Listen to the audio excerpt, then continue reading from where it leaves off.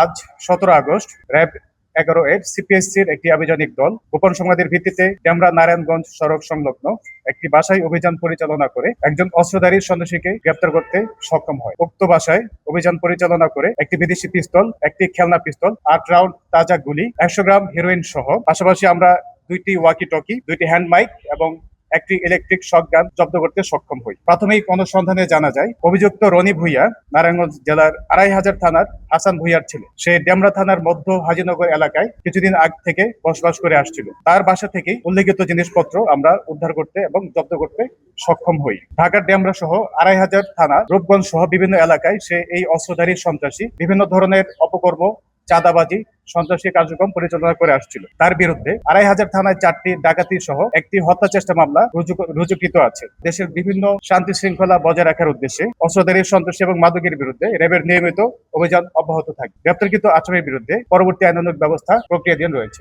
ধন্যবাদ। আসসালামু আলাইকুম।